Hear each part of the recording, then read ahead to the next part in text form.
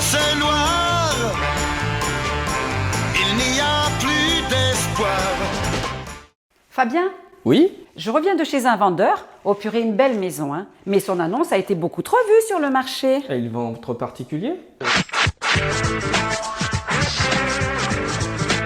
Oui, il a eu le boom des 3 premières semaines, plein d'appels, des visites à n'en plus finir et une proposition qu'il a évidemment refusée car trop rapide.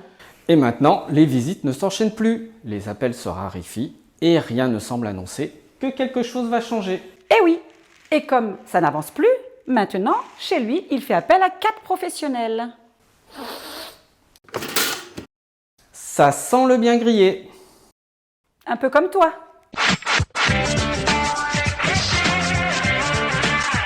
Alors, c'est quoi un bien grillé? Dans notre jargon, un bien grillé est un bien qui tarde à se vendre pour diverses raisons et qui se vendra en finalité en dessous de sa valeur réelle. Une chose évidente, mais qu'il faut quand même rappeler, un bien qui ne se vend pas est un bien qui se déprécie.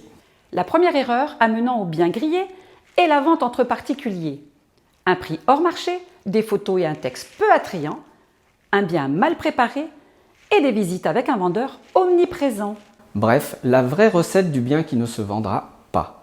Je rappelle au passage que 81% des vendeurs de particulier à particulier finissent par vendre avec un professionnel.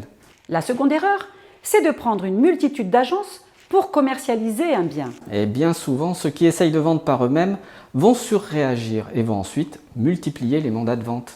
Sur les sites immobiliers, on va se retrouver avec la même annonce à des prix différents, avec en plus celle du propriétaire.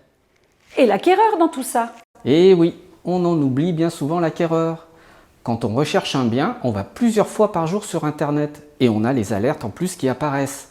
Votre bien est vu et revu et souvent, l'acquéreur a l'impression qu'un bien est à la vente depuis beaucoup plus longtemps que la réalité. Imaginez s'il voit plusieurs fois les mêmes photos pour les mêmes textes avec des prix différents. On se retrouve dans le cas de surexposition. Les acquéreurs vont penser qu'il y a urgence et que le bien cache quelque chose.